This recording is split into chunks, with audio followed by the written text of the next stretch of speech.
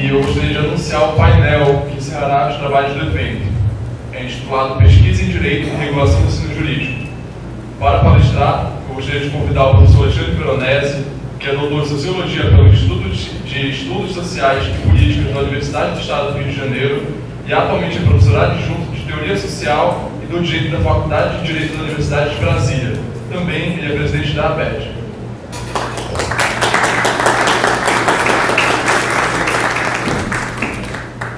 Em seguida, eu gostaria de convidar para compor a mesa o professor Horácio Vanderlei Rodrigues, que é doutor em Direito pela Universidade Federal de Santa Catarina, realizou estágio de pós-doutorado em Filosofia na Universidade do Vale dos Sinos e Educação na Universidade Federal do Rio Grande do Sul.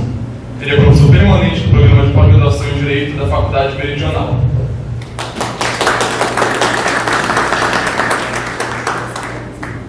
Por favor, professores.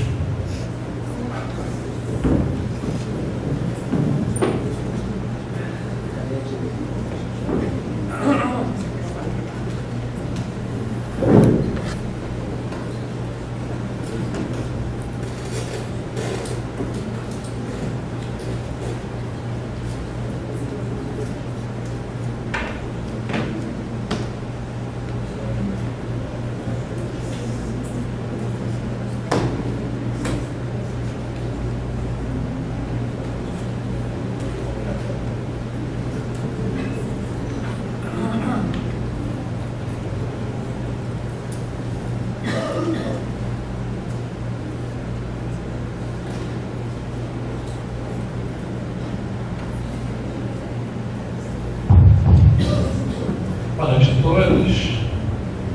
Antes de iniciar esse nosso último painel de debate, gostaria de agradecer muito ao Arthur, ao Sandro, aos demais colegas do CISUPA, ao UES, aos colegas do ICJ da Universidade Federal do Pará por essa recepção, a Loiane, ali de agora, desculpa, pela recepção desse 6º Seminário Nacional de Ensino Jurídico e Formação Docente.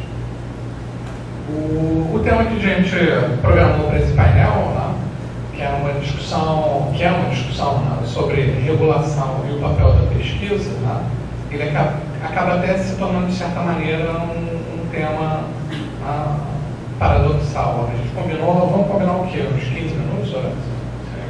Para abrir debate? Ou você vai falar mais? Não, tá bom. Quantos minutos você imagina que você vai falar? Sim.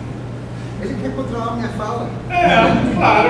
Não tem presidente da mesa, eu sou o primeiro a falar. Mas enfim, então eu vou também falar durante os mais difíceis minutos. Ele é um tema que, de certa maneira, ele é paradoxal, qual seja. Por quê? Porque se a gente pegar hoje a regulação da educação superior, por mais que a gente tenha afirmado a indissociabilidade do ensino, da pesquisa e da extensão, a gente vai localizar uma baixa incidência do fator pesquisa e, eventualmente, até do fator extensão, como um critério num percentual, na cesta de indicadores que serviria para a composição de uma norma da graduação, da avaliação dos cursos de graduação, não só em direito, isso em todas as áreas.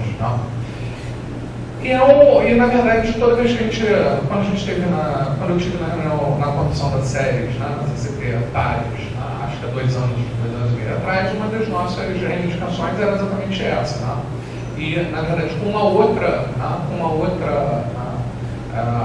elemento que eu acho que é importante, e é parte da minha perplexidade em relação à formação da cesta de indicadores, em relação à formação da cesta de indicadores e desse problema, ou desse paradoxo que eu localizo, que é a tentativa de ampliar a escala de avaliação. Por que vai parecer algo estranho, né? Quando eles falam de alguma coisa um pouco mais hermética em relação porque uma coisa, eu estou vendo o Horácio ali vendo as DCNs, o quadro comparativo dele. Uma coisa é você afirmar na DCN que vai ter um estímulo à pesquisa, etc.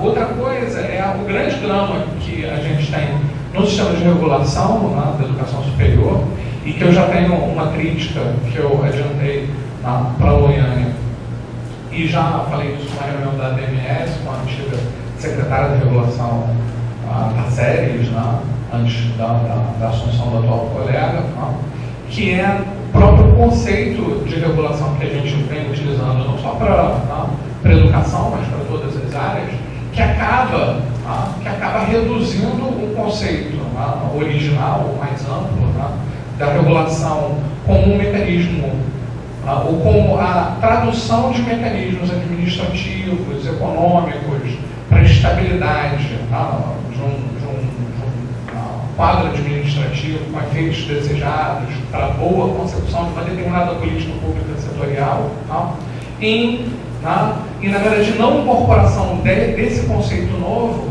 de um conceito novo de regulação, que é trazido não só pela Constituição de 88, mas depois afirmado no plano diretor da reforma do aparelho do Estado, tentativa de indução de políticas setoriais, etc., pelo Estado, mas mantendo um quadro do Estado administrativo brasileiro como excessivamente focalizado na fiscalização, na velha antiga função de polícia, do exercício do poder de polícia administrativo. Então, quando a gente pega, por exemplo, essa cesta e a própria atuação dos órgãos que poderiam induzir uma regulação da educação superior, a gente vê pouca percepção, muito pouca percepção dos elementos relacionados ao mercado. E também, e principalmente, pouca formulação de incentivos para efeitos especificamente desejados. Então, o exemplo mais concreto disso que se traduz na avaliação do ensino superior no Brasil hoje, e esse é um problema, e é um problema efetivo no Ministério da Educação, isso se discute como um problema dessa chave, é como a gente vai falar em estímulo à qualidade, se a gente olha para a grande massa das avaliações e vê que, por uma questão de ajuste, a tendência dos cursos, de uma forma geral, no país, o CESUP é uma exceção, a UNB é outra exceção, existem diversas outras exceções, mas a tendência é que esses cursos busquem a nota 3. A nota 3 ela é um efeito desejado, ou seja, eles perseguem, na verdade, um outro indicador de mercado que não é percebido, pelo menos pelo aparato regulatório, que é, na verdade, algo que o professor Serra Jumento, na abertura, falou, que é a maximização do ticket médio, ou seja, ter uma retribuição maior com menor investimento. E isso é um grande problema, ou seja, quando a gente, longe de mim querer advogar uma perspectiva dirigista da educação superior, mas quando a gente não utiliza incentivos, e não tem determinadas políticas de incentivos, não estabelece no sistema regulatório prêmios, e na verdade baseia ele principalmente em sanções, a gente corre o risco de ter mais ou menos o quadro administrativo que a gente tem de uma forma geral nas políticas públicas no Brasil, que é de ter dificuldade de estimular de que aquelas políticas públicas específicas que elas caminhem para um determinado setor. Então a gente deveria pensar em incentivos. Quando essa discussão foi feita junto à CCT Pares em 2014, o que a gente desejava era algo que eu ouvi também no Conselho Nacional de Educação sendo discutido, era tentar ampliar a escala de avaliação. Porque mesmo considerados os cursos 5, eu tenho muitas dúvidas de que esses cursos 5 tenham uma determinada homogeneidade. Ao contrário, eu acho que eles têm distinções. E hoje, novamente, o nosso sistema nacional de avaliação, ele não percebe essas distinções. A gente não tem instrumentos de coleta. O Horácio pode me corrigir se eu estiver errado, mas o NPJ ele é avaliado por 2 indicadores. ele é basicamente avaliado por 2 indicadores, uma estratificação de uma escala que vai de 1 a 5, ou seja, uma escala de 5 para 2 indicadores, por uma coisa muito complexa, que no fundo, dentro da DCN, é um encaixar de um estágio externo, um estágio curricular dito, invocadamente, estágio curricular supervisionado, que eventualmente tem um encaixe com pesquisa e que eventualmente tem encaixe com extensão e que articula teoria e prática. E se transforma em 2 indicadores. Tá? E 2 indicadores que percebem pouco da complexidade, da densidade do que a organização do projeto pedagógico. Então, assim, óbvio que se a gente tem, na verdade, uma coleta de informações que ela se baseia numa diminuição da complexidade, a avaliação da pós-graduação, não sei se o Maués aí, o Estado, assim, a avaliação da pós-graduação, ela se traduz em elementos mais complexos. Ela é criticável também, é certo, com razão. É certo que ela também é criticável e tem muitas coisas que precisam melhorar na avaliação da pós-graduação dos seus indicadores. Não obstante, ela se traduz em em elementos mais completos. O Caio vai ler, vê que a gente, se olhar e pegar o material do Sucupira, a gente consegue produzir diagnósticos mais ricos do que se a gente pegar o material que é produzido para avaliação dos cursos de graduação. Mesmo os diagnósticos que a gente tem no Censo de Educação Superior no Brasil, eles também não servem tanto para dizer que eles fazem uma macroanálise. Olhando isso em detalhes, a gente não tem. E aí sempre fica e isso é a tônica dos nossos eventos estratégicos. A gente já vem 6 seminários, e sempre a gente tem essa vontade de fazer isso, se traduzem em interessantes painéis, de relatos de experiências. Por quê?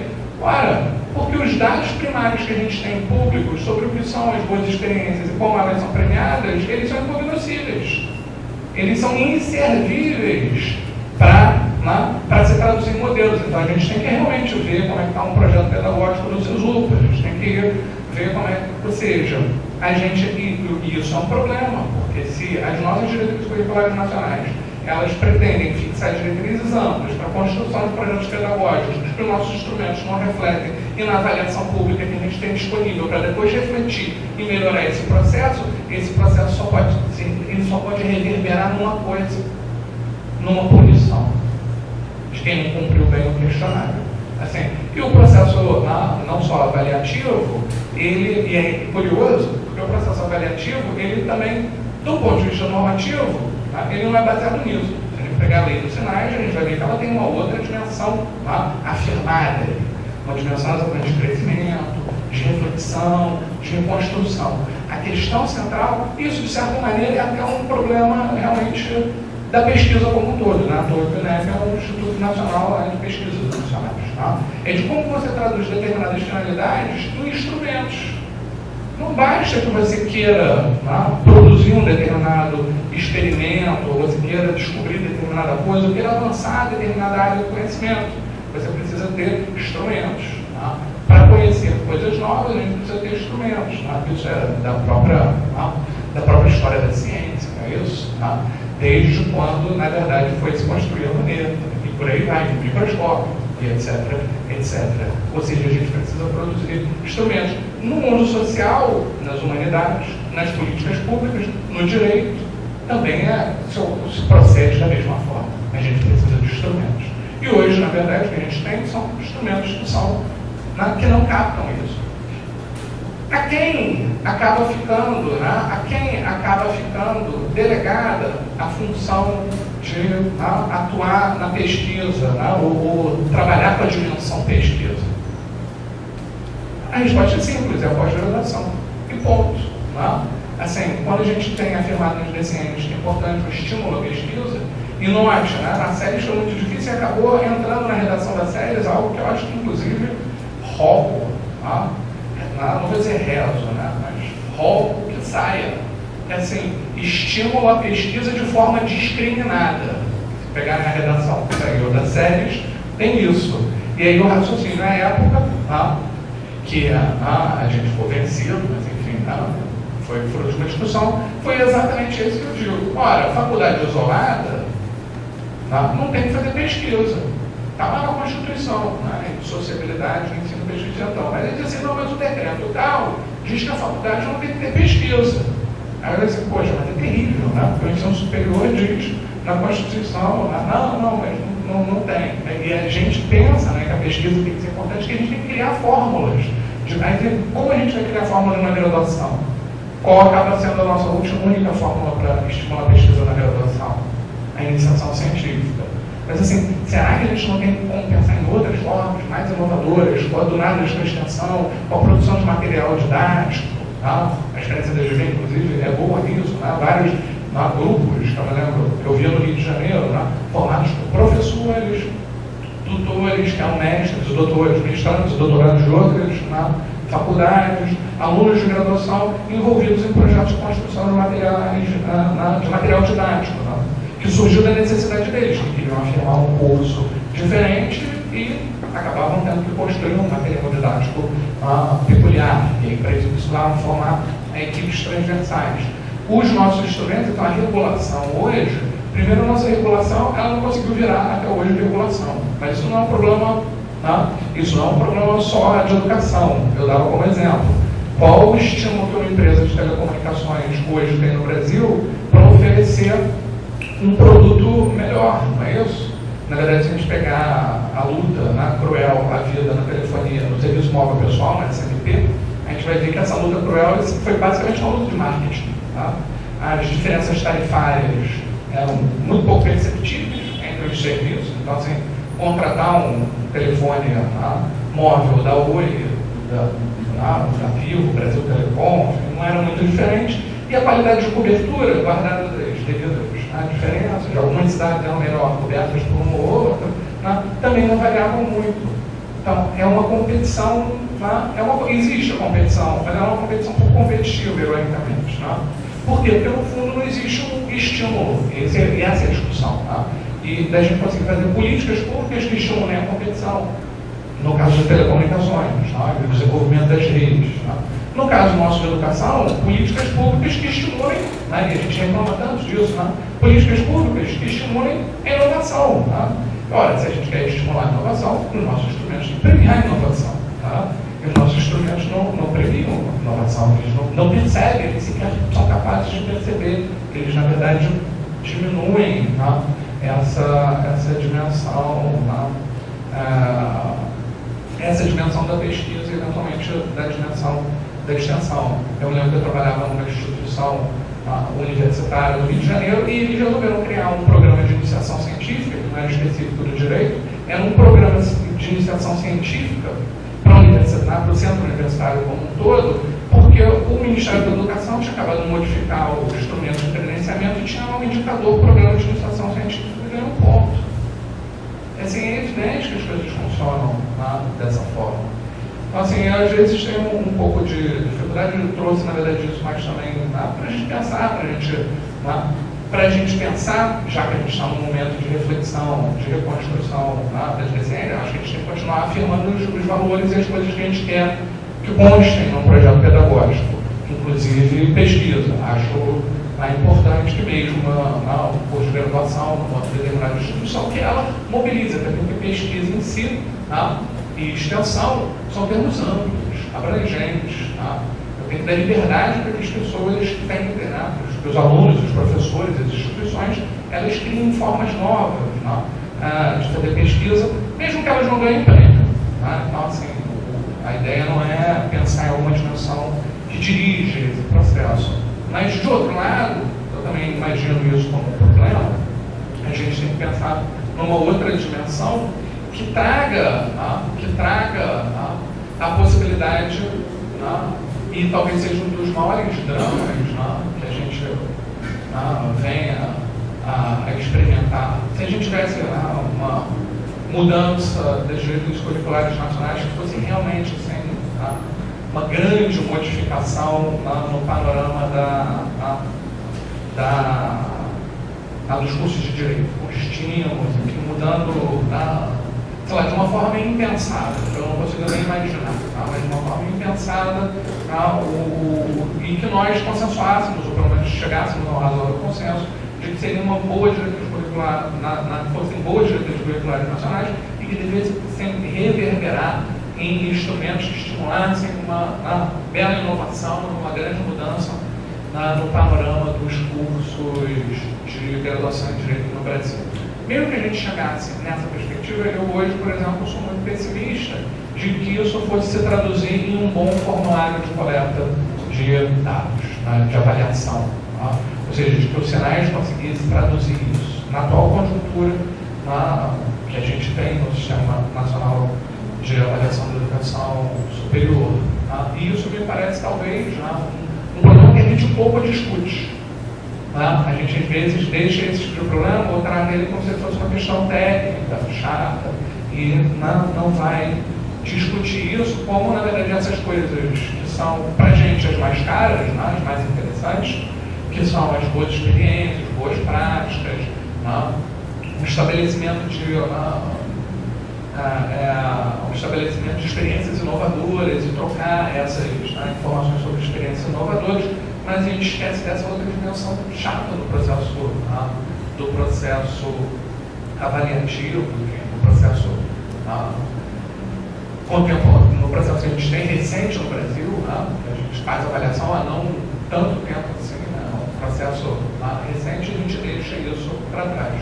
O Sérgio, o Horácio não estava na abertura, e eu acho que ele trouxe também uma ideia muito interessante, e que eu acho bacana, vale a pena ser rememorada e repensada. Ele disse que a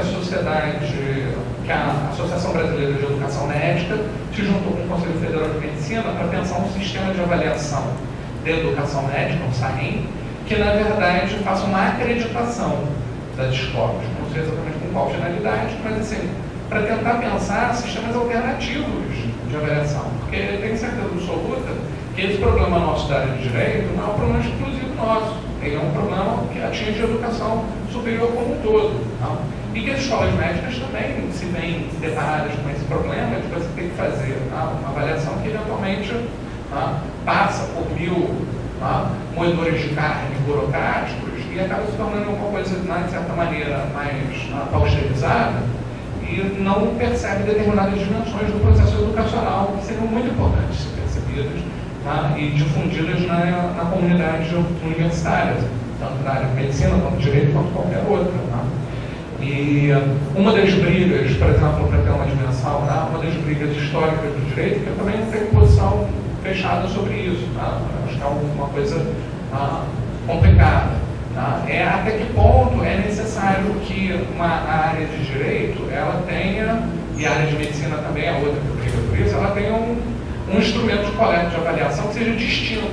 O Horácio certamente vai contar história sobre isso, dessas lutas para tentar, e assim, realmente ele não, mas vai ter, por exemplo, para o núcleo de prática jurídica ou para o campo de prática da medicina, e vão ter indicadores específicos, mas um formulário diferente. Enfim, essas discussões, ou seja, sobre a necessidade de você estabelecer um instrumento padronizado de coleta, por um lado, que é importante, é necessário, ter uma padronização, uma estabilidade, etc., ela também colide com isso, com a outra maneira de você tentar estabelecer algum elemento que seja não avaliativo ranqueador, mas que seja um instrumento de coleta de dados. Minha sugestão nas séries, nessa cruzada para tentar convencer a necessidade de complexificar o sistema, ele diz o seguinte: olha, a gente não precisa nesse primeiro momento fazer um instrumento de avaliação. São instrumentos de avaliação. Assim, faz um instrumento de avaliação e um instrumento de coleta de dados. Eu, por exemplo, tenho muita curiosidade. Eu quero saber, das instituições que têm NPJs muito bem avaliados, qual é a relação de orientando-orientador. Eu gostaria de ter esse tipo de dados, eu gostaria de ter dados mais ricos. Seria interessante ter um instrumento de coleta mais detalhado, mais apurado, sem que ele tivesse um impacto avaliativo, porque eu acho que isso também é ruim. A gente tem que sair da lógica da regulação como punição. A gente tem que sair dessa lógica de que eu estou fornecendo dados e se quanto mais dados eu fornecer, mais flanco eu vou abrir para ser punido, não é isso? Você vai falar o mínimo, não é isso? Ou seja, que a gente pudesse estimular para que esse processo de avaliação fosse mais rico, para ilustrar esse tipo de lógica que eu acho que nos interessa, que é conhecer melhor os cursos de direito no Brasil. E tem determinado, e eu acho que isso é uma necessidade mesmo, essa ideia, esse avanço do SAIM, ele começa a caminhar nesse sentido.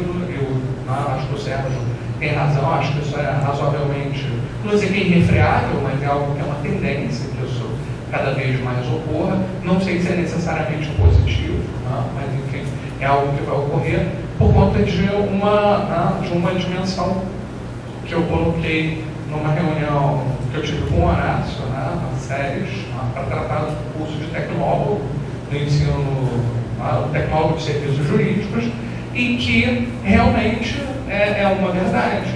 Tem determinadas, a gente precisa de políticas públicas que nos dotem de mais riqueza de informação para que a gente possa avançar. Se a gente vai atrasando esse sistema, vão aparecer sistemas alternativos de coletas, esse do SAIM, e às vezes geridos pelo mundo corporativo. Esse é o primeiro ponto. O caso do tecnólogo é um exemplo também evidente. Quando a gente estava lá em 2013, 2014, surgiu essa proposta, já existia uma previsão no catálogo, a série estava discutindo os cursos de direito e se disse assim, não, a gente não quer discutir isso, a culpa não é só da série, a culpa é de todo mundo que compunha a CCT, eu incluído. Assim, não vamos discutir isso não é a prioridade. E agora a gente tem isso de uma outra forma, irrefreável. E aí a discussão ela se torna uma discussão regulatória mais simples e a gente não pensou isso. Uma questão, por exemplo, que é bastante interessante. Qual vai ser, ou como seria possível fazer um estímulo de uma relação entre um curso de graduação e o curso de Direito e a área de gestão, se é uma necessidade que haja mais uma discussão, por exemplo, de inclusão, de gestão, enfim, a gente já discutiu várias questões que eram interessantes de pensar nesses modelos, achando que, pelo fato de você ter ali uma CCT que se recusasse a discutir uma questão que iria surgir, em algum momento iria surgir, que como a gente não ia discutir, que o problema não ia ocorrer. Eu digo até a mesma coisa da reunião, não é nenhum problema, a questão não ia aparecer, que ela ia ficar oculta, e que bastaria, na verdade, fazer a não discussão. Então, assim, a discussão sobre a coleta e a mudança da regulação, eu acho que ela também é um problema de uma não discussão. A gente tem um sistema que a gente deveria pensar, ele deveria atuar para estimular esse debate com as outras áreas, ampliar essa discussão em relação ao INEP. Isso é pouco discutido, é pouco debatido, de certa forma a gente está, eu diria, razoavelmente acomodado em relação a isso. Assim, não sou eu que estou acomodado, mas assim, o sistema como todo está acomodado. Ele comprou uma ideia que também sempre me incomoda, que é o discurso da vitória. O sistema de avaliação no Brasil, desde o PRONAU, que o Horácio foi da primeira comissão, que realmente foi uma luta para estabelecer, que se estabeleceu, e hoje a avaliação ela é uma avaliação, nós temos avaliação no Brasil, a gente tem diagnóstico, e de que só porque nós temos, está bem, assim, que a gente não tem que mudar muito. E são muitos atores, é muito complicado mexer, então as mudanças elas são muito lentas. E com isso a gente não discute às vezes esses dramas, esses problemas, e o problema vai ocorrer. A gente vai ver determinadas listas que assombram, para dizer assim, poxa, mas como é que determinados cursos que não têm tradição, que a gente sabe que não tem nenhum projeto pedagógico especial, específico, como é que esse curso perseverou em relação aos outros? E assim, é difícil de responder essas perguntas. Essas inquietações. A gente teve isso aí com uma lista que foi publicada e as pessoas estavam meio chocadas, E assim, por quê?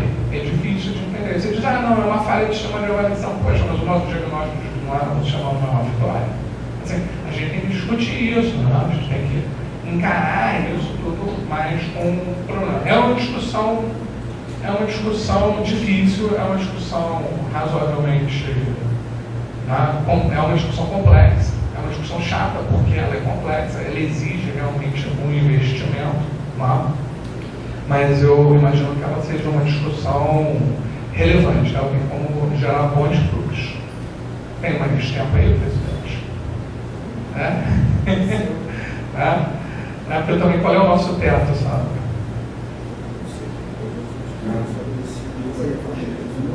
Eu falei mais 15 minutos, Né? Então, para fechar, né, eu poderia, por exemplo, falar sobre o estímulo à pesquisa empírica em direito, que eu acho muito importante, muito relevante, né? Mas eu acabei me concentrando, usando a pesquisa, na verdade, mais para a gente trazer esse debate para o campo da regulação, ou seja, como eu acho que a nossa atual regulação no Brasil, ela pouco estimula que a gente tenha pesquisa em direito. Um outro problema que eu acho que, pelo menos conversando com o Horácio um pouco antes do evento, acho que ele vai trazer, e é um problema tormentoso, mas que aí a gente já sai dessa caixa da regulação e da não percepção da pesquisa na sua plenitude, na sua complexidade pelo sistema de avaliação em relação a projetos pedagógicos ou às dinâmicas institucionais. Se a gente pega esse problema e abre para ver o que no Brasil a gente considera pesquisa em direito, aí é um drama tremendo. E era mais ou menos o que eu conversava com o Gustavo no nosso almoço, ou seja, da dificuldade que se tem de articular indicadores que percebam qualidade, que percebam substância, e esse ajuste muito complexo de avaliar hoje. Isso não é um problema também só do Brasil, existe uma discussão mundial sobre junk science, ou seja, o publish or perish não é um mal que tão somente nos atinge, ele atinge diversos outros países, gera externalidades não necessariamente positivas, tais como publicar uma massa de trabalhos que ninguém vai ler, não é isso? É até arriscado, acho que o Otton, não sei se o Otton está no auditório, mas o Otton não está no voltou, o Otton tinha falado que eles estavam pensando no PR, falar em publicação de artigos em vez de TCC, e aí como a gente não teve debate, eu também, assim, também me assusta, porque fica isso, o estudante de graduação já está produzindo artigos, mas peraí, o artigo é uma comunicação de pesquisa. Aí, assim, é claro, hoje é muito fácil a gente fazer revista de estudantes, a UNB tem uma revista de estudantes, isso tudo é muito interessante, mas assim, isso tudo, eu não sei, entendeu? Isso tudo me assusta. Talvez, sei lá, grande parte das coisas que talvez eu mesmo tenha publicado ao longo da vida, que eu achasse que não deveria ter sido publicado naquele momento. Eu gostaria de ter esperado mais para publicar, eu gostaria de ter tido mais tempo para reflexão, e eventualmente a gente acaba não tendo esses tempos da reflexão e da revisão e da densidade, porque quem está no programa de pós-graduação é premido por produtividade, e aí a gente tem que ficar cantando contínuos. E assim, e será que a gente passar esse tipo de coisa para a graduação, que é um espaço exatamente de formação, o aluno tem que ser mais livre mesmo, e aí, mesmo dizendo assim, poxa, mas o TCC era muito opressivo, porque um TCC é uma coisa, meio, para que ele vai escrever um TCC? Talvez não seria mais interessante ele fazer um artigo. Assim, eu não sei se necessariamente essa é a melhor solução, porque o artigo sempre me traduz como uma coisa complicada de ser aferida e avaliada na contemporaneidade. Contemporaneamente eu vejo isso com muita dificuldade. Enfim, e aí a gente discutia algo que eu e o Fragari, num texto, que a gente publicou numa coletânea organizada pelos colegas do IUP, pela Marissa, que está hoje, eu acho que no CESUS, e pela Júlia Malmas Férias, no IDP, que a gente chamou de não pesquisa em direito. A gente tem uma infinidade de produtos que a gente olha que eles não são pesquisa. E, na verdade, é o velho parecer jurídico do Marcos Nobre, empacotado com uma introdução, um desenvolvimento e uma conclusão, e a gente chama aquilo de artigo científico, eventualmente publicando uma revista. E aquilo é uma não pesquisa em direito, e é muito complicado da gente aferir e conseguir separar o que é uma não pesquisa em direito, que não tem uma contribuição, e veja o seguinte, e que não tem uma contribuição nem para a dogmática, porque a dogmática é uma área relevante, que tem, dizem, os colegas Zé Rodrigo e o Marcos Nobre foram discutir lá o que é dogmática e como pode pensar-se numa contribuição em relação ao campo de estudos na dogmática, e existe uma possibilidade, sim, de fazer isso. Isso é feito no exterior, não somente, obviamente, no Brasil, mas a gente tem uma grande quantidade de pesquisa que é não pesquisa. E como a gente lida com isso? Aí a gente transpor esse quadro substantivo complexo para a graduação, tá? Às vezes também acho que é algo que a gente tem que fazer, mas de uma forma refletida. Tá? Até que ponto a nossa iniciação científica ela não teria que ser mais laboratorial, tá? Ou seja, pensar em formas, tá, específicas, discutir iniciação científica como estágio de formação e não como mera atribuição de bolsa e produção de um relatório final. Tá? Fazer fóruns foi uma coisa que eu vivi no meu doutorado em sociologia e que era muito rico, tá? Muito rico. Tá? No quadro das ciências sociais no estado do Rio de Janeiro, a gente tinha fóruns interinstitucionais de mestrado e doutorado em ciências sociais. E assim, nenhum desses fóruns publicou análise, o objetivo não era publicar resumo, o objetivo não era publicar, né, artigo, não era cobrar anuidade. O objetivo era só sentar alunos da UF, tá, do mestrado e doutorado em ciências sociais da UF, com alunos do IESP, do UERJ, do UBERJ, tá, com o pessoal da UERJ, com o pessoal da FRJ, para a gente se criticar.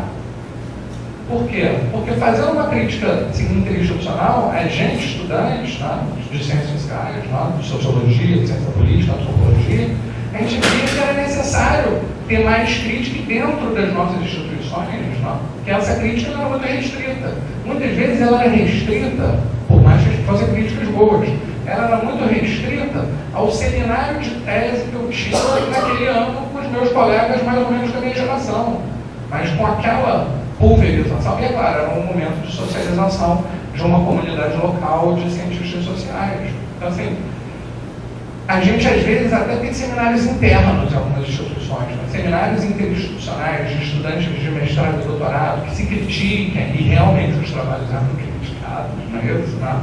E não eram críticas meramente partidárias, bem, você gosta de Bourdieu, eu acho que Bourdieu é muito ruim, eu prefiro a sociologia quantitativa. Tá? Então, eram, na verdade, críticas realmente substantivas, tinha uma coisa de um coleguismo que eu acho que é mais rico. E nós, né, a gente teve vários seminários desses, tá, ao longo de anos. Tá? Vários, e nenhum desses seminários, eu reitero, nenhum desses seminários publicou análise. O objetivo não era publicar resumo, não era publicar resumo expandido, não era publicar artigo, não era publicar nada. O objetivo era que colegas pudessem criticar trabalhos de colegas. Tá? Que é a base disso tudo, né? Que é a base dessa produção da ciência. Tá? É assim, vou testar o meu produto, colocar ele ali na frente do colega, que vai ler, vai dizer e vai apontar os erros que eu não tive capacidade de ver, porque todos nós cometemos. Tá? Agora, essa é uma mentalidade diversa, que é assim, como transpor isso, como construir uma cultura na área de direito que rompa com isso, tá? Uma outra dinâmica substantiva mais complexa, que eu também não tenho muito como visualizar. Não vi isso, aliás, digo isso, eu não vi nenhum movimento fora isso ocorrido no Rio de Janeiro. Mas enfim, eu já falei muito, tá? Eu tinha falado para falar 15 minutos, eu devo ter falado o quê? 28? Mas 25, enfim, tá? Então eu vou passar a palavra para o Horácio, pedindo, agradecendo muito a paciência de vocês. Obrigado.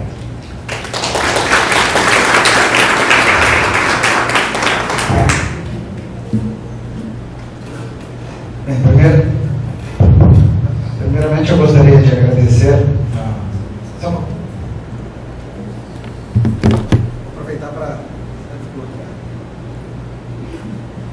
agradecer ao CESUPA, Universidade Federal do Pará, ao APED e a todos os envolvidos na organização desse evento, o convite para estar aqui esta noite.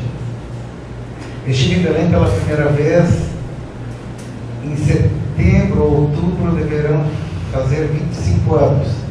Eu estive aqui em 1992 para falar no ENED, na época sobre direito alternativo. Eu, Hamilton e Edmundo. Depois eu vim aqui, acho que em 96, para falar sobre, na comissão do Provão, e aí o Compete teve um painel sobre Provão.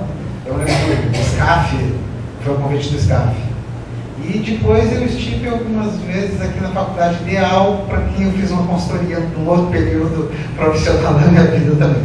Me disseram que a faculdade ainda existe, mas essa última vez que eu estive lá fazem 12 anos, então Belém é a segunda, tirando Rio e São Paulo, que acho que não conta, né? Rio, São Paulo, Brasília, nas outras capitais brasileiras é a segunda capital que eu mais visitei. A capital brasileira que eu mais visitei é Fortaleza, que eu já tive umas 30 vezes. Aqui, eu acho que é a 9ª vez que eu venho em Belém. Sempre digo que Belém é a cidade que eu moraria, eu gosto de Belém. A cidade que sempre me tratou muito bem, acho muito...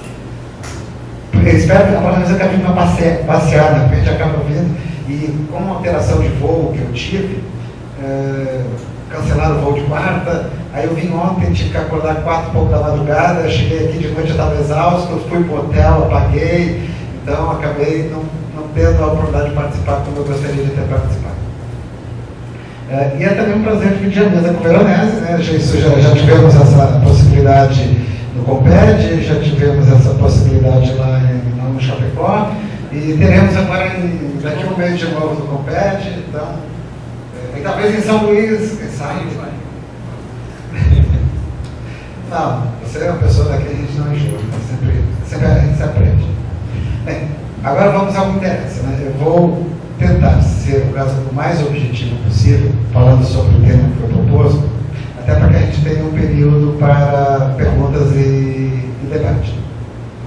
E a minha ideia é me ater o mais possível à questão específica proposta, que é pesquisa em direito e regulação do ensino superior, do ensino jurídico, mas na perspectiva das diretrizes e não na perspectiva de avaliação, como fez o Veronese.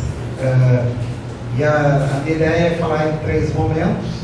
Num primeiro momento, muito rapidamente, sobre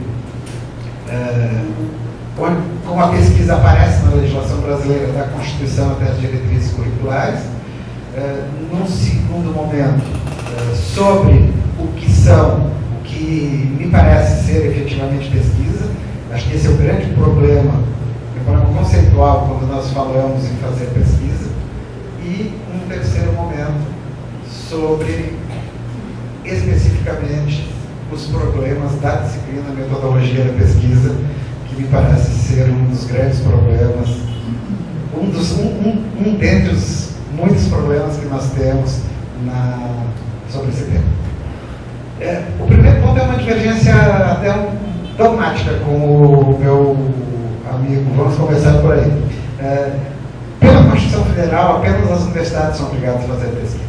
Não há na Constituição Federal um dispositivo que obrigue as instituições não universitárias a pesquisa. O artigo 207, ele traz a indissociabilidade entre ensino, pesquisa e extensão nas universidades, e diz que universidades gozam de autonomia didático-científica, administrativa, gestão financeira, etc. Então, nós temos no sistema as universidades, os centros universitários, as faculdades integradas, as faculdades isoladas, e pesquisa, no sentido estrito, no plano da Constituição, é obrigação das universidades.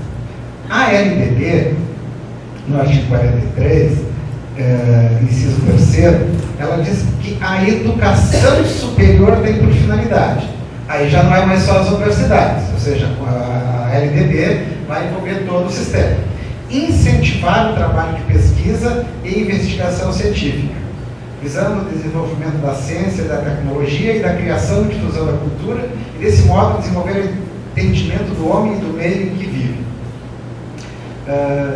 Nós temos aqui uma certa noção que seja pesquisa, mas o artigo 43 não é um artigo claro no sentido que as instituições têm de manter pesquisa.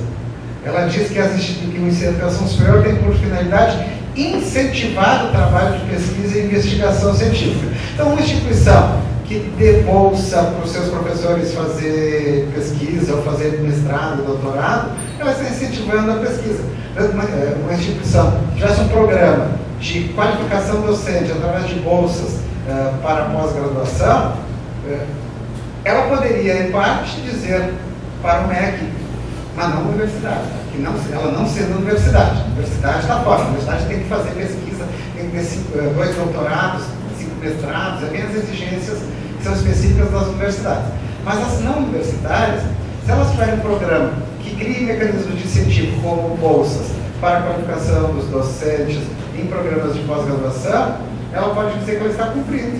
Então, nós precisaríamos de uma legislação, de uma regulamentação da LDB que fosse um pouco mais clara, porque quem trabalha no sistema de avaliação, eu faz muitos anos que eu não faço avaliação de curso, mas eu participei, desde que iniciou, na verdade eu comecei a fazer avaliação em 92, ainda na época da CESU, depois veio o INEP, fiz avaliação pelo INEP, fiz aqueles cursos de capacitação de avaliador, depois eu fui consultor de algumas instituições, e aí abandonei a pesquisa, na época que eu comecei a fazer consultoria, eu comuniquei no INEP de que havia um conflito, né? Você não pode estar dos dois lados ao mesmo tempo, você faz consultoria, embora, fechando parênteses, eu fiz muito poucas consultorias, fiz consultoria de graça para instituição pública e fiz consultoria paga por instituição privada, mas assim, sempre, na Bahia tem 2 cursos que eu ajudei a construir, de instituições estaduais da Bahia, que não ganhei para fazer, e nem tinha sentido, né? Eu ia lá por indicação do meu reitor trabalhar. Então, mas eu só estou falando isso porque às vezes tem uma ideia equivocada dessa ideia de consultoria, né? É possível você fazer ela em vários níveis. Mas esse período, o que se percebia, e se percebe até hoje, é que as instituições, elas, para provar que fazem pesquisas, elas vão, uma cria um sistema de iniciação científica com bolsa para aluno, outro cria sistema de bolsa para professor, outro cria sistema de grupos de pesquisa, outro cria incentivos para a formação docente externa. Não tem uma clareza no sistema do que uma instituição precisaria ter para que ela efetivamente pudesse comprovar que incentiva de forma efetiva o trabalho de pesquisa. O que acaba valendo muito é aquilo que está no formulário de avaliação. O que a instituição faz? Ela assim, para tirar nota 3, eu preciso cumprir quantos pontos aqui, tal. As instituições fazem assim, no sistema de avaliação. Elas veem dentro do mapa quais são aqueles pontos onde elas podem, é mais barato ou mais fácil atingir uma nota mais alta, elas investem nesses e deixam de lado aqueles que são mais caros ou mais difíceis de serem cumpridos, fazendo um cálculo de que na média vai dar 3. Quem fez a avaliação, você mapeia as instituições, você percebe claramente. Eu também fui mantenedor. Eu me lembro do nosso diretor, do CESUS, que a professora Isabela esteve aqui ontem. Eu fui um pequeno mantenedor, eu tinha 0,5% da sociedade. Quase nada. Mas, de qualquer maneira, eu passei por todos os momentos, professor, consultor, mantenedor, membro de comissão do provão, quase todos os momentos.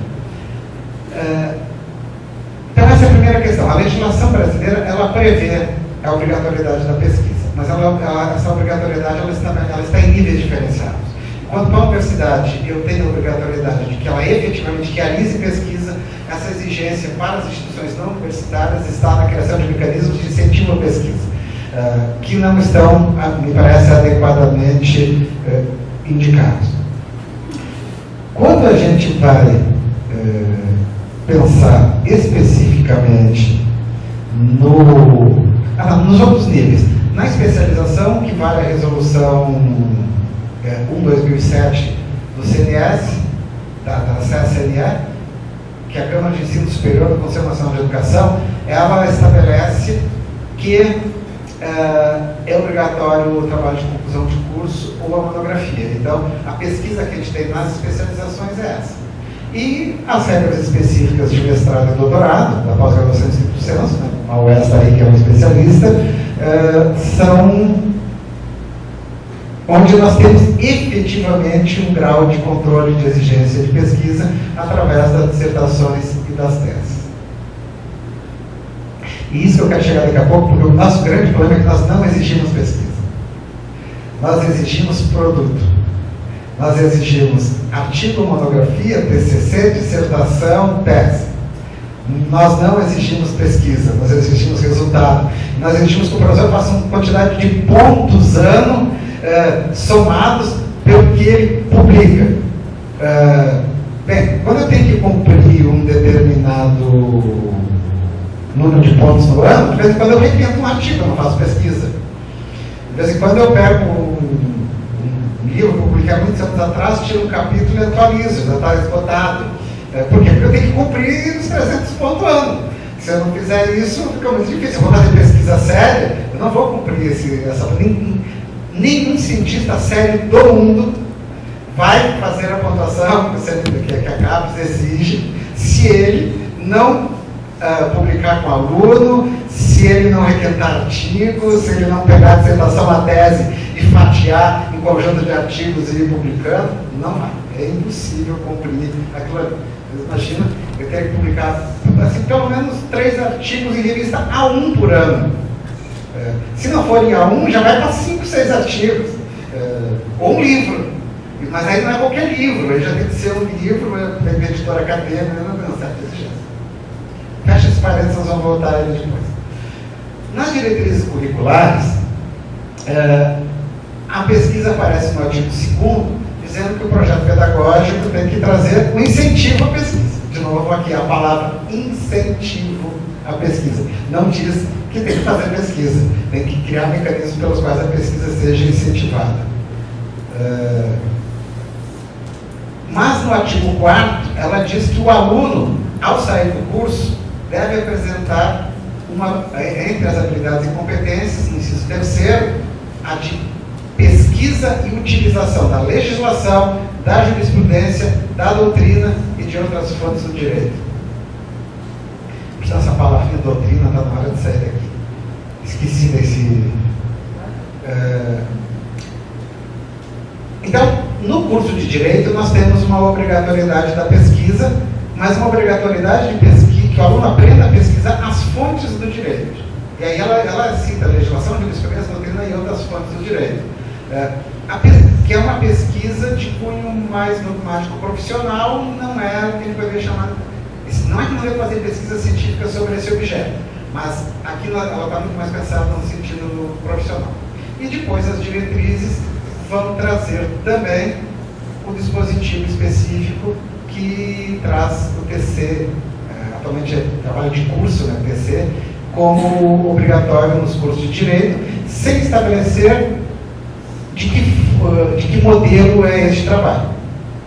Há um erro de redação do dispositivo que diz que a instituição, que o conteúdo será fixado pela instituição. Na verdade, quando esse texto foi escrito, o que queria se dizer é que a forma será definida pela instituição. Eu estava lá dos que redigiram. Não sei, quando eu olho isso 12 anos depois, não sei como é que passou essa coisa de que o conteúdo será definido, quando na realidade é a forma. O que permite que as instituições definam o seu trabalho de conclusão de curso, pode ser uma monografia, pode ser um estudo de um caso, pode ser um artigo, poderia ser um relatório de estágio, poderia. Na administração é comum um relatório de estágio. Achei estranho que ninguém no direito está dando um relatório de estágio com trabalho de conclusão, porque é comum em outras áreas. O pessoal tem os artigos, o estudo de caso, e a maioria ainda não tem a monografia. Vou aproveitar para falar da proposta de novas diretrizes, do que eu percebo, aí a minha percepção que se vê, que pode mudar e que pode não mudar. A professora Adriana Ancona, que está aqui, pode depois me corrigir, porque ela dá uma assessoria informal ao conselheiro que é o responsável pelas diretrizes, que é professor da GV e que pediu o socorro dos professores do direito da GV para auxiliá-lo nesse trabalho. Aí ela apoia nas reuniões da OAB, porque ela seria assessora do CNE, sem ganhar nada para isso ainda nas horas de trabalho.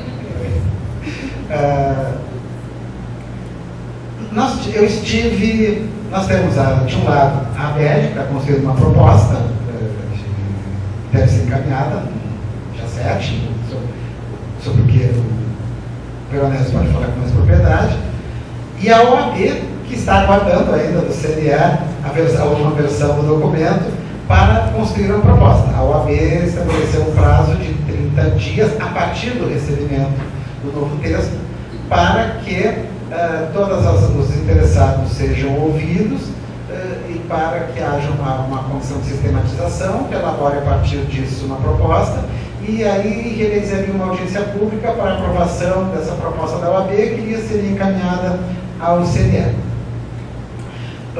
As coisas curiosas que eu percebi na discussão da OAB, eu sou presidente da Comissão de Educação Jurídica de Santa Catarina, então eu acabo participando das discussões da BED e também das discussões da OAB, isso é uma vantagem. O que eu percebi lá no Conduto do Banco de Brasília, vi algumas coisas muito interessantes sobre TCC, que eu não sei se ingressarão nas diretrizes, mas foi muito interessante escutar vinda de membros da comissão da OAB. Uma delas era a possibilidade da pesquisa conjunta e não individual, da pesquisa em grupo, mesmo que com relatório individualizado. Foi uma defesa bastante grande da conselheira da Bahia, a Cínzia, e a de Minas Gerais também, no sentido de que hoje nós temos grupos de pesquisa consolidados em algumas instituições, na graduação, grupos consolidados que trabalham temas e que não teria sentido que esses grupos não pudessem produzir. Eu penso mais ou menos assim, se eu tivesse um grupo, eu coordenei grupos de pesquisa, tem um grupo sobre o Mercosul, que a gente publicou um livro. E o que acabava acontecendo? Nós trabalhávamos, o grupo trabalhava sempre juntos, os fundamentos eram o mesmo, e depois cada um tinha um tema que ele escrevia. Então eu acredito que seria nesse sentido. De qualquer maneira, escutei isso da OAB. Outra coisa que eu vi na discussão da OAB e que deve vir como proposta da OAB, claramente, não está no dispositivo atual, é a exigência de banca. A norma atual não exige banca. Para todas as instituições tem, mas não existe. E essa discussão na OAB ela é bem forte no sentido da introdução da banca. Então, são duas propostas que virão da OAB, que acredito que podem vir da OAB. A possibilidade de se tirar a palavra individual, nem é dizer que pode ser em grupo, é só tirar a expressão individual já resolve, e de outro lado, introduzir a exigência da banca. Sobre TCC, nós temos uma série de outras questões que estão sendo discutidas sobre no âmbito das diretrizes, mas especificamente sobre o TCC, foi o que eu percebi de mais importante. Não há nenhuma proposta no sentido de extinção. O nome deve passar a se chamar trabalho de conclusão de curso, efetivamente, hoje é só trabalho de curso. E deve continuar com essa flexibilidade das instituições definirem o modelo. Com relação a uma pesquisa em sentido mais geral, não há nenhuma discussão, não vi essa discussão ainda na BED, talvez venha nas propostas, e também não vi essa discussão no campo da OAB. Bem, eu disse que esse era o primeiro momento. O segundo, já que há menos tempo, é falar um pouco sobre o que, afinal de contas, é pesquisa. Vou começar pelo último parágrafo que eu escrevi aqui.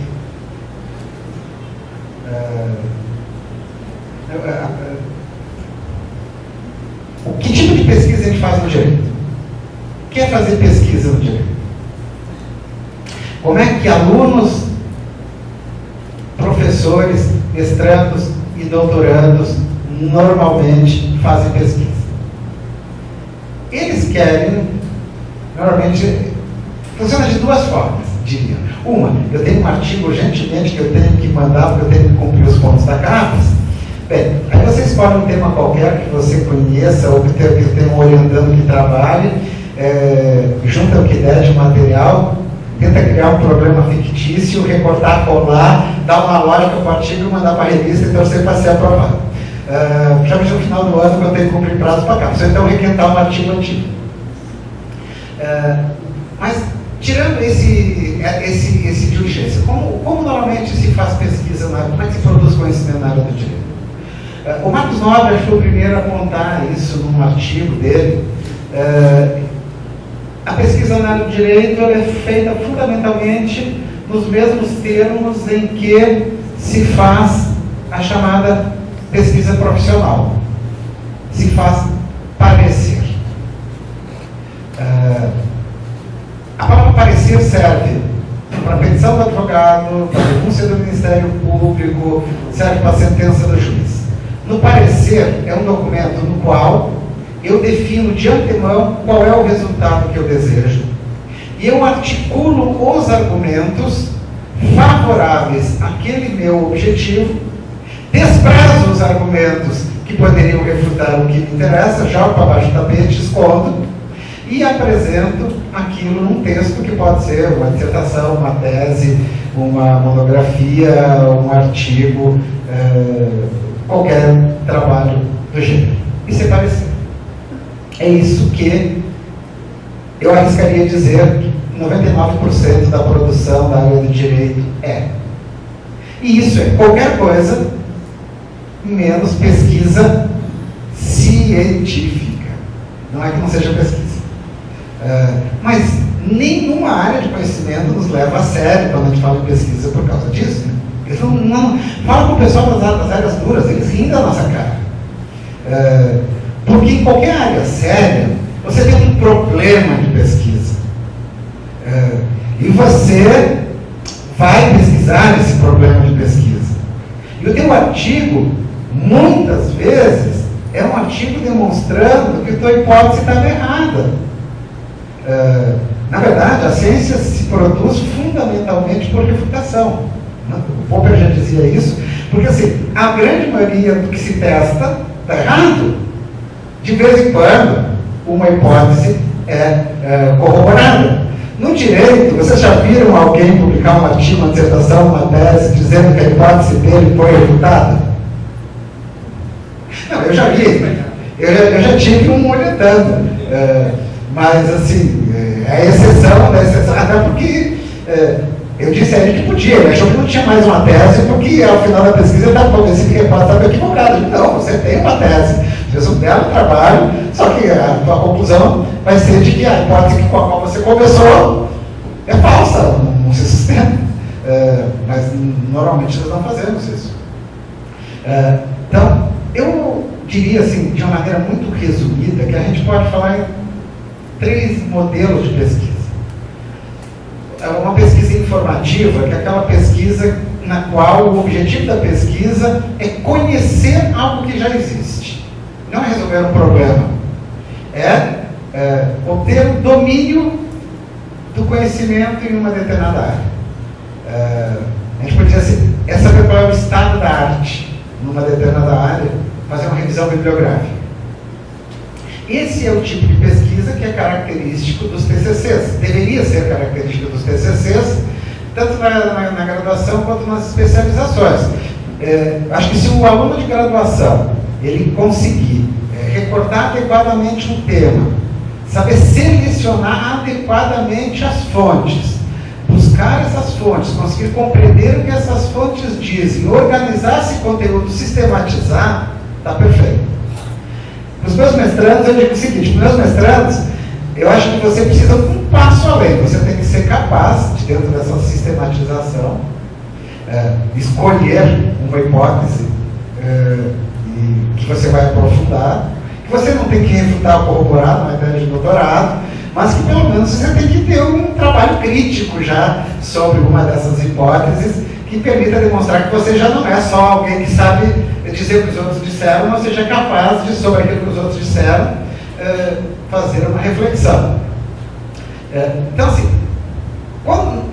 até o mestrado, fundamentalmente, a pesquisa, ela é uma pesquisa de cunho mais informativo e reflexivo.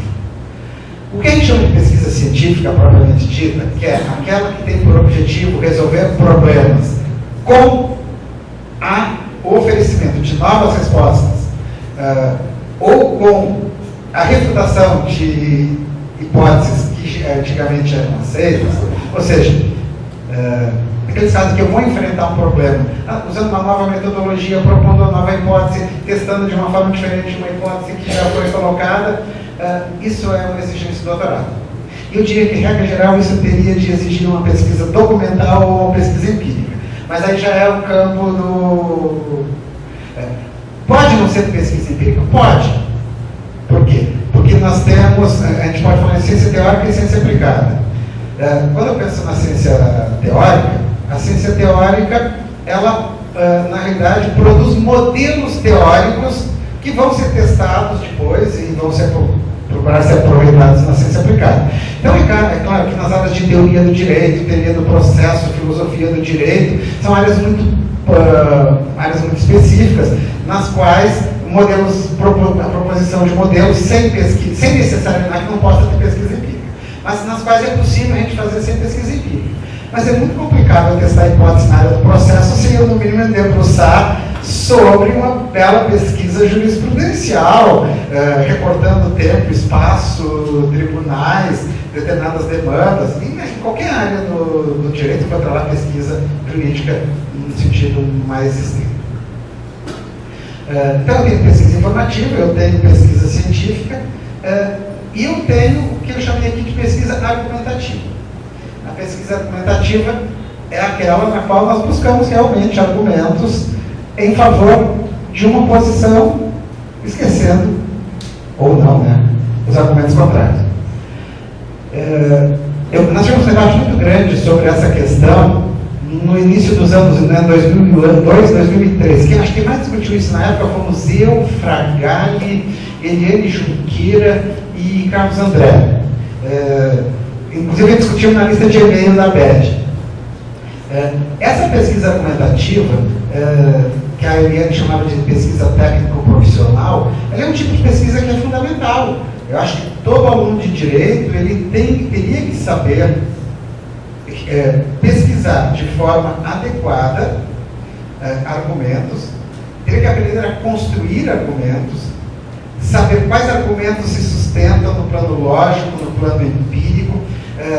Existe todo um trabalho de pesquisa, mesmo na pesquisa argumentativa, para que você não caia em problemas muito comuns, por exemplo, em petições ou mesmo em sentenças, que é a contradição lógica entre os enunciados que estão no texto.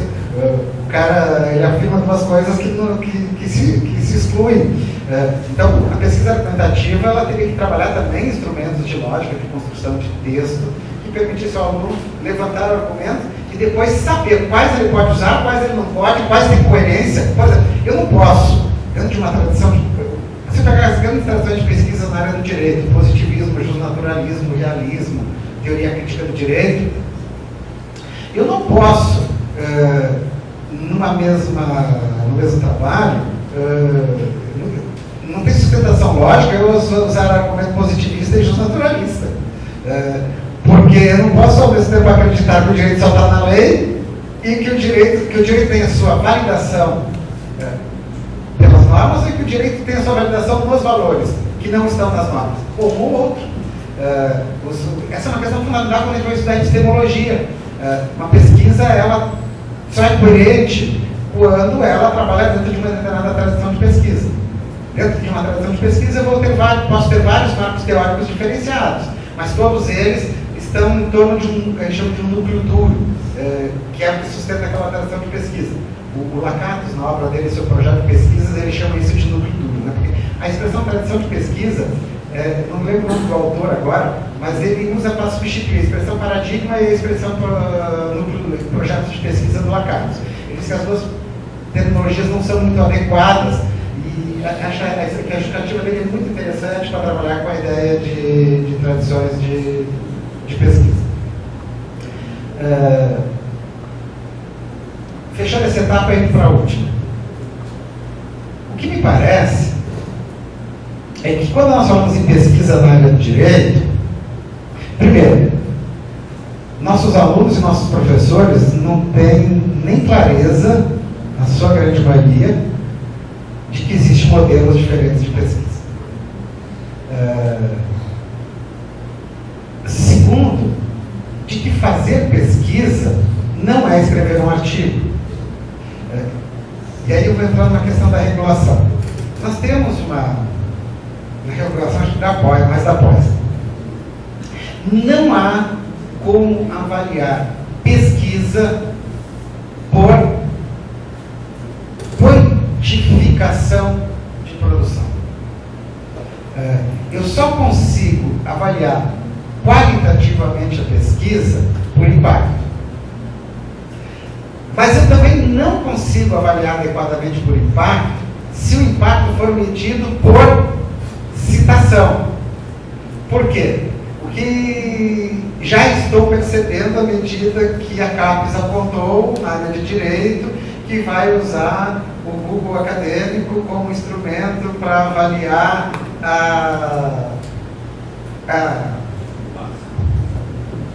o impacto.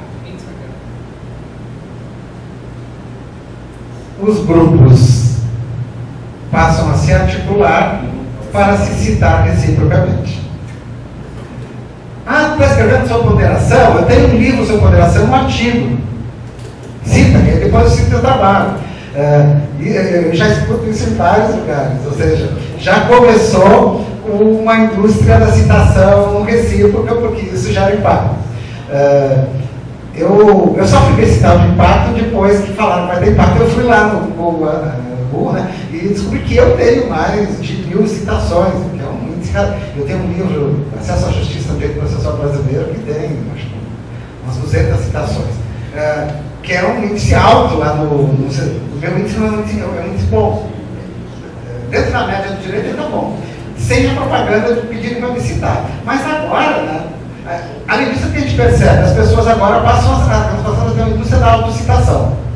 Porque como o sistema de impacto ele não tem como separar o que tu cita você mesmo, você está citando o outro, então você passa a citar a você mesmo e colocar você mesmo nas referências. É claro que às vezes isso não tem como não colocar. Eu não tenho como escrever sobre ensino de direito e não colocar o meu livro de 2005, porque é o único livro sobre o tema, e eu seria desonesto se eu utilizasse o meu livro. Aí eu cometeria um outro problema, que é o autoplágio. Eu fazer de conta que eu já não escrevi sobre aquele tema anteriormente. Então, a gente fica ali, não sabe se faz autoplágio, são coisas complicadas. Impacto é o que realmente esse conhecimento que tu produziu gerou de mudança na tua área de conhecimento. O texto foi adotado em sala de aula, os tribunais mudaram decisões com base nisso. O Rafael Petef tem um cara que tem impacto, meu colega da UFSC. Ele mudou a decisão do STJ. O STJ mudou súmula com base na obra dele. Fernando Noronha, que era nosso professor da UFSC, e do STF. Eu lembro do Noronha correndo pelos corredores, professor de responsabilidade civil, já está aposentado, em português, com a decisão da STF, tinha mudado uma súmula da STF com base no livro dele. Isso é impacto. Mas, então nós temos um problema, porque é um círculo vicioso. Nós fazemos de conta que fazemos pesquisa, porque se a gente não fizer de conta que a gente faz pesquisa, a gente não publica em quantidade suficiente para ter avaliação da CAPES. E agora a gente não só tem que produzir suficientemente, como a gente tem que ser citado suficientemente. Então, além da gente fazer de conta que pesquisa e publica, a gente ainda tem que ter uma rede de amigos suficientemente grande para a gente ser citado em troca das citações que a gente vai fazer deles. Pessoal, isso é um grande faz de conta. Nesse caso, eu estou falando agora, atinge muito mais a pós-graduação do que a graduação. É um grande faz de conta. Mas isso não é um problema do direito, isso é um problema geral do sistema de avaliação da CAPES. O direito adota o sistema que a CAPES, no geral, usa, não é uma UES aqui, não é uma crítica, até porque isso sempre foi assim, né? Uma UES não é uma... a gente não sei qual é a saída, por onde a gente encaminhar para resolver essa questão. A última questão que eu queria tocar, já para terminar, para não falar mais tempo que ele, para não falar mais tempo que ele tem que falar 2 minutos, é um problema da metodologia da pesquisa.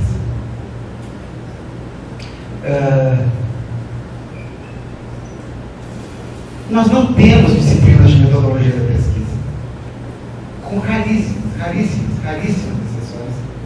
Nós não temos manuais de metodologia da pesquisa, e aí eu vou dizer, na área do direito nós não temos nenhum manual de metodologia da pesquisa aceitável.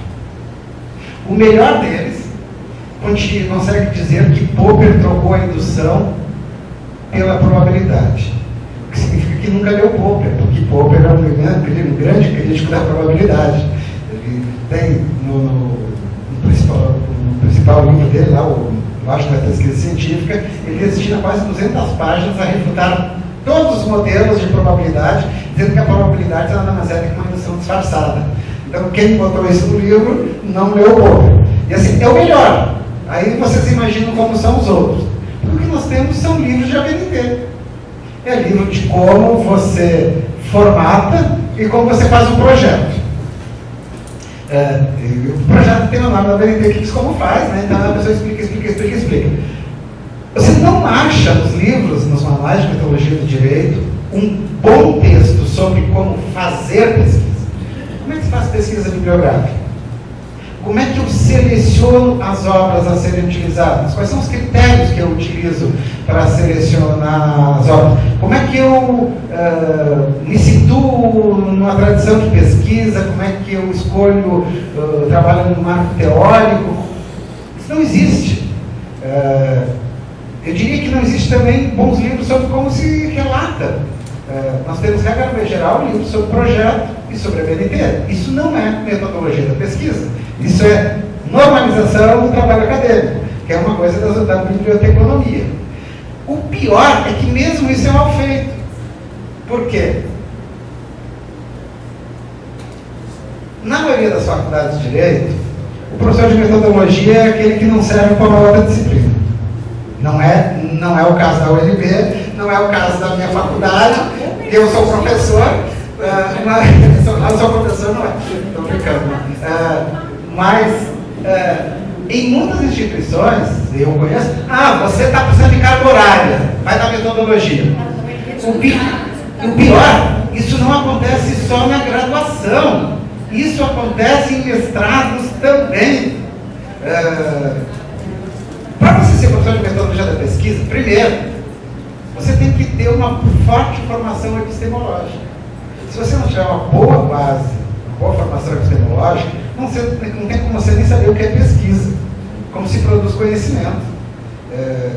E aí, isso significa que tem que ter um pé na filosofia, não ser formado em filosofia. Quer dizer, não na filosofia em geral, é um problema da teoria do conhecimento, da epistemologia. Então nós temos um problema da metodologia da pesquisa e das disciplinas, que nós temos disciplinas e livros de péssima qualidade. Se eu tenho uma disciplina de metodologia na qual o trabalho do professor é ensinar o aluno a fazer o projeto e se extingue em fazer o projeto, com o projeto feito, começa a pesquisa. Esse aluno sabe fazer pesquisa. Ter escrito um projeto não significa absolutamente nada. Esse professor da disciplina sabe efetivamente fazer pesquisa? Maior problema. Os professores, orientadores, sabem efetivamente fazer pesquisa? Porque assim, você pode ter em algumas instituições um conjunto de pesquisadores grande no corpo docente que permita à instituição ter uma orientação adequada. Normalmente as instituições que têm pós-graduação estão mais próximas dessa realidade. Mas tem faculdade que não tem um professor com mestrado no Brasil. A grande maioria, na verdade. São 1.260 cursos aproximadamente. Ou seja, você tem orientadores de pesquisa que nunca na vida fizeram pesquisa. Mas mesmo as instituições sérias, aquele juiz desembargador que fez um mestrado, ele realmente sabe o que é pesquisa científica? Essa é uma questão. De qualquer maneira, como o que nos interessa, acho que é mais a graduação que a pós, eu não vejo nenhum problema que na graduação se trabalhe com pesquisa argumentativa. Mas aí a gente tem que ter clareza do que é a pesquisa argumentativa, de como se faz pesquisa argumentativa e como é que eu ensino meu aluno a fazer isso. Eu acho que na graduação, a minha posição, o Veronese sabe disso, a monografia é a exceção. A monografia no sentido da monografia teórica, porque ela vira um mero recorte e cola, não é nem uma boa revisão bibliográfica. Eu prefiro trabalhar com estudo de caso, ou com uma técnica que o mestrado profissional da GV usa, que é trabalhar com problema e solução de problema, ou seja, que você tem uma pesquisa direcionada, claramente direcionada, para que o aluno desenvolva as competências e habilidades necessárias para a pesquisa. E essa é a questão, a outra questão que eu queria destacar aqui. Uma disciplina de metodologia da pesquisa, ela deveria ser fundamentalmente uma disciplina na qual o aluno desenvolvesse as competências e habilidades necessárias para fazer pesquisa. E não para... não que isso não seja uma habilidade importante, montar uma referência, mas montar uma referência não é fazer pesquisa. Nós confundimos o relatório com a pesquisa. A pesquisa é aquilo que, quando estiver pronta, deverá ser objeto de um relatório, que poderá ser um artigo, que poderá ser uma monografia, que poderá ter várias formas, ensaio, depende do que a instituição exija. Nós estamos, é muito curioso, quando se trabalha, quando se vê os manuais de metodologia, os programas de ensino, e o que acontece por aí é que, assim, quando se fala em metodologia da pesquisa, se pensa projeto, relatório. O projeto é que pesquisa eu vou fazer e como eu vou fazer. O relatório é qual foi o resultado da minha pesquisa. O mais importante está no meio, fazer a pesquisa. Isso não está nos livros, não está nos programas de ensino, a maioria não aprende a fazer, as competências e habilidades não são desenvolvidas, e o problema é que a maioria de nós, professores, também não sabe fazer. Eu sou muito claro no sentido de que quando eu tenho alguns alunos, atualmente eu tenho 3 alunos escrevendo teste de doutorado com pesquisa documental. Acho que vão ser 3 pesquisas muito interessantes de resultados bacanas. Uma sobre direito e arte, uma sobre história do direito e outra sobre teoria do direito. Os 3 alunos estão fazendo uma pesquisa sobre a produção acadêmica nessas áreas. Na teoria do direito, ele levantou 10 anos das dissertações e teses produzidas na área. A história do direito também está trabalhando dissertações e teses, e direito e arte a gente partiu para outro caminho, que a gente vai trabalhar os trabalhos apresentados nos grupos do compêndio. Para ver se efetivamente aquilo que se diz lá, que se enquadra como história do direito, se aquelas pessoas conhecem historiografia, sabem que é uma escola de pesquisa histórica, se existe método histórico, ou se um repórter cola de manual que o cara diz que fez história do direito. Ou se ele pega uma letra de música ou um livro, ele faz comentários e acha que está fazendo direito e literatura. Sem conhecer teoria literária, sem conhecer todos os instrumentos que são necessários para isso. Mas, então, a conclusão que a gente acabou chegando na disciplina, eu não estou mais na UFSC, né, mas são meus últimos orientantes da UFSC, é que era necessário a gente ir para campo conferir, afinal de contas, como é que está o estado da arte na pesquisa do direito. Isso seria interessante fazer em várias outras áreas. Como é que está a pesquisa em processo, como é que está em civil, como é que está em várias outras áreas, para que a gente, talvez, a CAPES pudesse pensar no futuro em um edital de pesquisa, um edital de bolsa para incentivar esse tipo de pesquisa, documental, empírica, que pudesse nos dar um retrato da pesquisa. Acho que seria importante ter de pensar políticas públicas para o futuro. Já passei do tempo, né?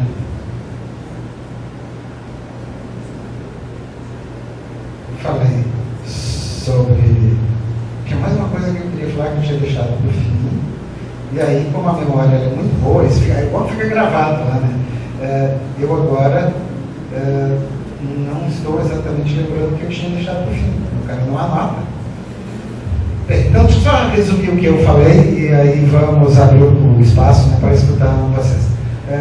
A primeira questão é: a pesquisa, em sentido estrito, ela é obrigatória para as universidades, para as não universidades, que eu tenho a obrigatoriedade de incentivar a pesquisa, que é algo menor, vamos assim dizer, mas significa que a gente não tem que ter algumas políticas pelas quais, de alguma forma, ela incentive isso no curso. Na área do direito, a pesquisa, o aluno deveria ter como competência e habilidade ao final do curso saber pesquisar jurisprudência, doutrina, legislação e outras fontes de direito. Então, todo curso de direito deveria, no mínimo, ensinar o aluno a pesquisar jurisprudência, doutrina, legislação e demais fontes de direito. Isso está na diretriz curricular. Além disso, também é obrigatório o TCC.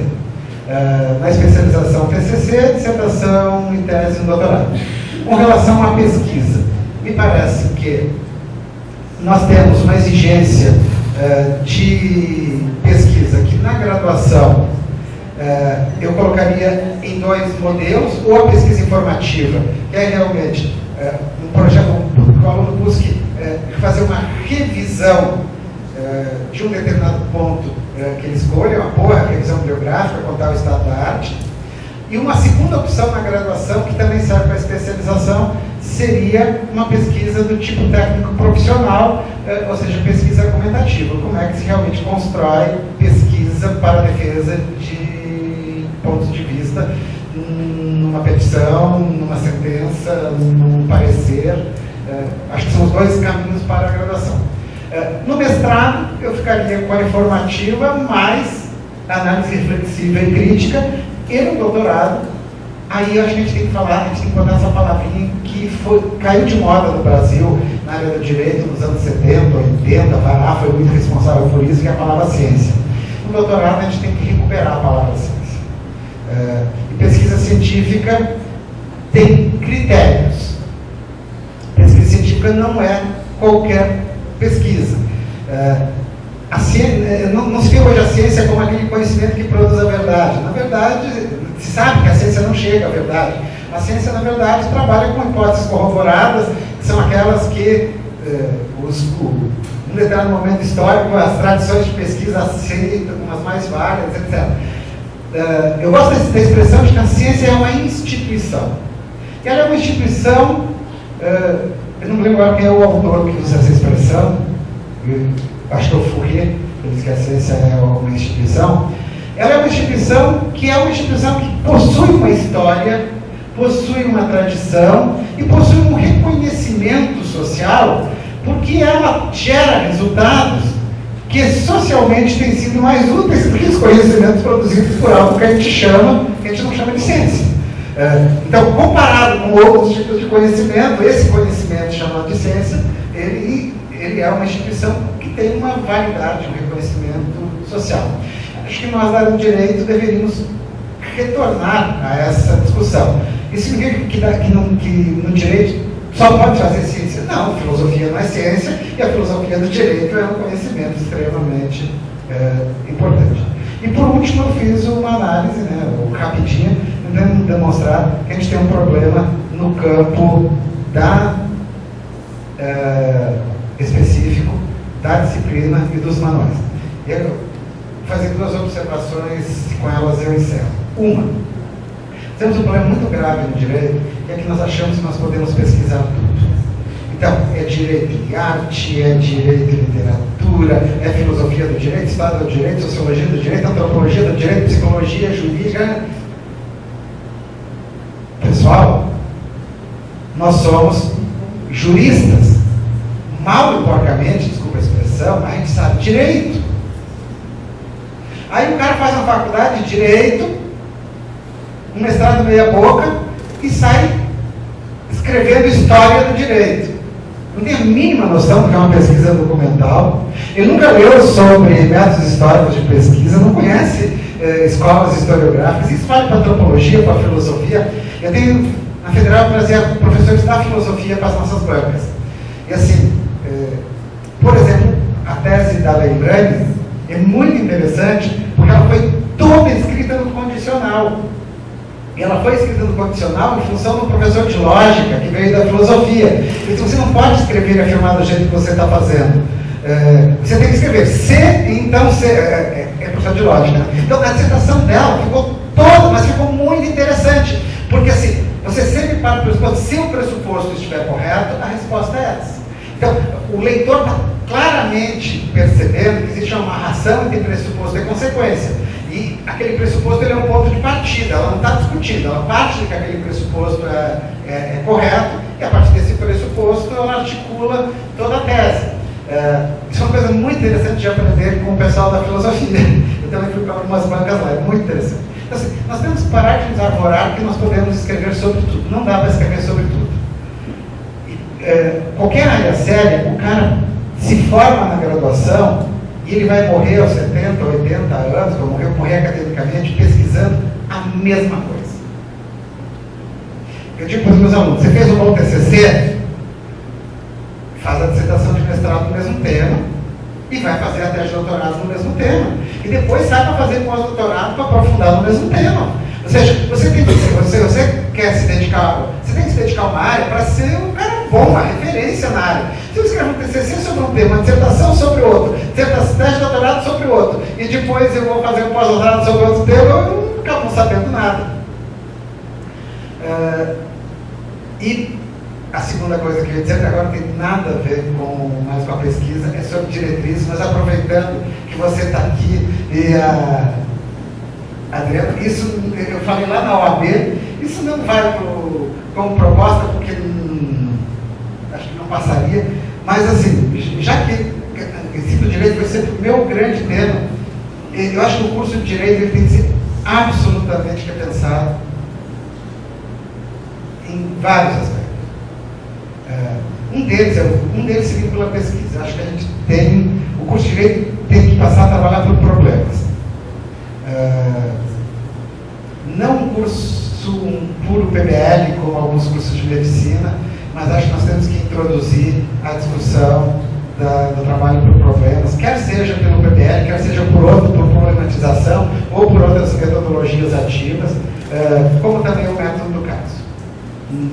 O aluno tem que sair, não há como o aluno adquirir as competências e habilidades necessárias para a solução de problemas se ele passa a faculdade só escutando lei, artigo, etc, etc. Ele tem que aprender a raciocinar, a pensar, a argumentar. Isso passa pela pesquisa, ou seja, é uma recuperação da pesquisa não como pesquisa institucionalizada, TCC, etc., mas é a pesquisa como um instrumento pedagógico em sala de aula, dentro do projeto pedagógico. Acho que aí seria o maior ganho para a pesquisa no curso de Direito, seria pensar a pesquisa como um instrumento pedagógico e não como... Segundo, eu acho que o curso de Direito tem que mudar, teria que ter um currículo, eu pensaria no currículo a partir da medicina. Eu pensaria num curso de 4 anos de disciplinas, 1 ano de internato, e depois as residências para a especialização profissional do aluno. E vincularia. O aluno que quer ser juiz, ele tem que fazer 2 anos de residência em magistratura, ele quer fazer Ministério Público, fazer 2 anos de residência, ele vai fazer advocacia, fazer 2 anos de residência. Nós temos que ter um mecanismo de formação para a área do direito que realmente especializasse no campo profissional. E o que eu disse na OAB, e o presidente da comissão de exame de ordem que estava lá, é que nós teríamos que mudar o sistema de habilitação profissional. Não dá para o cara fazer o exame de ordem e sair no dia seguinte podendo peticionar no STF. No dia seguinte ele pode peticionar no STF. Ele pode... Não, formalmente ele pode. A carteira dele permite o poder de fazer qualquer coisa. Ele é advogado pleno no dia que recebe a carteira. Não estou fazendo que ele tem condições dele. Ele pode, formalmente pode. Não dá. Eu sou a favor de uma habilitação, um tipo também da medicina, isso eu disse lá na OAB. Acho que você tinha que ter uma inscrição inicial da OAB para demandas genéricas em primeira instância, ponto. E a habilitação profissional ela seria gradativa, vinculada à formação nas residências, e como é na medicina, você não pode ser cirurgião plástico, você não fez 4 anos, 4 anos de residência médica para ser cirurgião plástico. As residências vão de 2 a 4, dependendo da residência, né? 2, 4 anos, no mínimo 2. Eu vi que o pessoal da OAB ficou tentado com a ideia. Outros países já adotam sistemas de habilitação gradativa, a Argentina usa, a Alemanha usa, mas isso já é uma questão da OAB. Apenas dizendo assim, eu acho que o problema do ensino de direito não se resolve com essas diretrizes, mudanças que a gente vai fazer nas diretrizes, é um problema bem mais complexo, que exige um repensar bem mais amplo. Até pretendo escrever um trabalho só sobre isso, uma proposta de ensino de direito futuro. Quem sabe lá, os meus netos, né, o dia que forem estudar no curso de direito, se forem. Porque a minha filha não quis direito fazer medicina. Então, talvez os netos voltem para o direito, aí a gente já tem uma coisa melhor. Mas muito obrigado, desculpe o tempo que vocês